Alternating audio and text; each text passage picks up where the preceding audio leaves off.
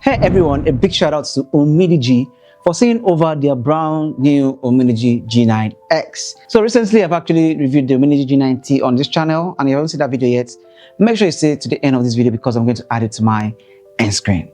But for today, we're all about the newly released UMIDIGI G9X. And where is it?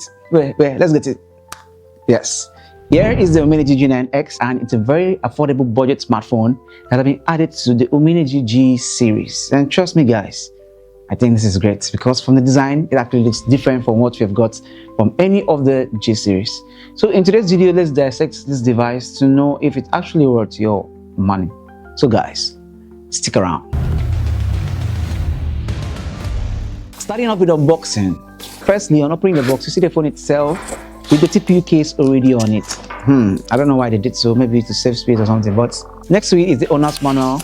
After it is the SIM ejector tool, a USB Type-C charging cord, and lastly a 10 watts fast charging brick, and that's it. Now, talking about the design of the UMIDIGI G9X is actually simple and clean. It's made of plastic, like plastic back and plastic frame, which keeps the weight down to about 189 grams. The edge is slightly curved and the back has a subtle glossy finish, and I'll say that this is a really nice introduction to the G series. It actually looks different though. The G9X actually rocks a sand color palette. So we have the sand green, sand silver, and the sand black, which is the one I have right here with me. So the matte finish at the back resists fingerprint, and it's actually a good stuff for those who hate smudges on their phone. On the right is a side-mounted fingerprint sensor which doubles over the power button, and trust me, it is pretty responsive for a budget device this size. On top, we still have the 3.5mm headphone jack, and you can simply plug in your headphone and listen to music or watch videos.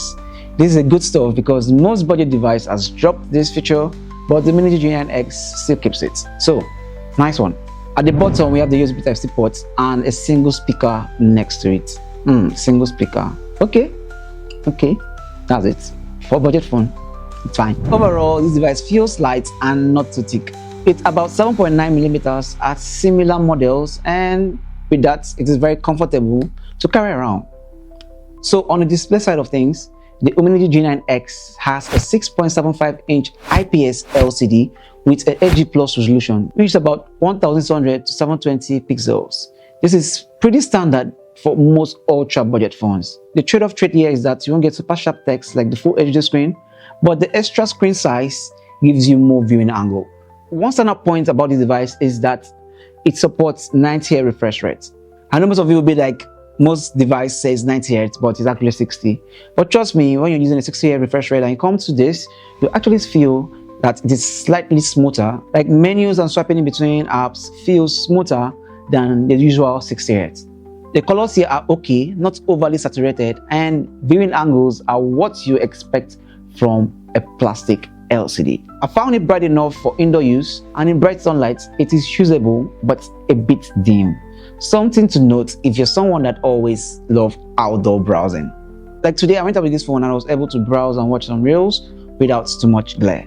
The peak brightness of this device is about 450 nits, and it's doable. Don't expect vivid brightness or vivid display as the AMOLED screen, but for casual medias, this device does the job very well. Now, powering this device is a Unisource 9863A chipset, paired with a 4GB of RAM and a 64GB of storage. I know most of you will be like, what?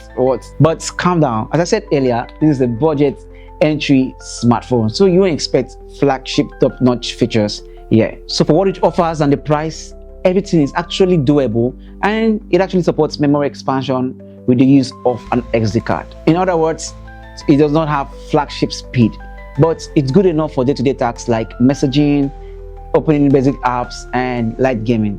But for heavy games and multitasking, this device will run slow. To put into perspective, benchmark test shows the scores only around 120K on Antutu 3D. What does that mean for you? Most day-to-day apps like chats, emails, and social media runs okay, but you have to load them bit at a time. On my day-to-day use, I was able to browse website page, check my Facebook without obvious lags. But when I open many tabs or tried heavy Android games on the system, I definitely saw slowdown, mostly when trying to play heavy games. But for everyday tasks like TikTok or scrolling to Instagram, you'll get the job done. Performance on the G9X is basic, so just keep that in mind. For software, it actually runs on Android 14 Go edition. It's Bluetooth free and zippy. Now, the 5000 mAh battery on this device is the MVP. 2 days of moderate use, easy.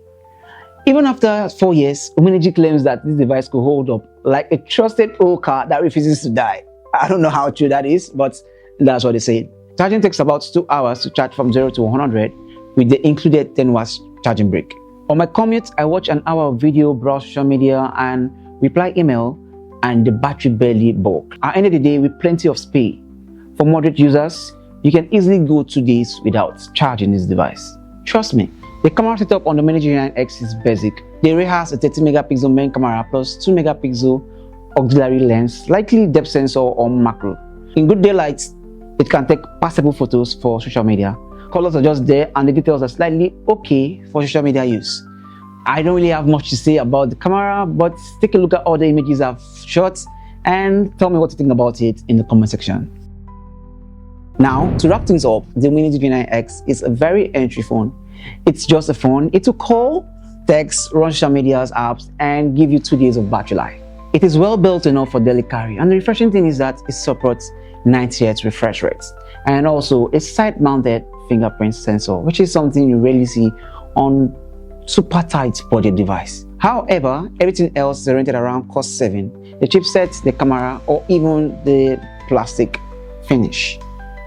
For average users who just need a secondary phone or a phone for basic tasks, the UMIDIGI G9X delivers the job. You can watch videos, scroll through social media feed, and also do some light tasks without worries. If you've actually gotten to this point, that means you actually love the UMIDIGI G9X, and I deserve a like and also a subscription. What do you think? Hit that subscribe button. Meanwhile, if you actually want something more higher, I have the UMIDIGI Note 100 by the side. So I'm going to review that device very soon, and that is like a higher version to this. So stick around. As I said earlier, subscribe to this channel if you've not, make me no quarrel. See you in the comment section. Thanks for watching. Till next time, bye and bye.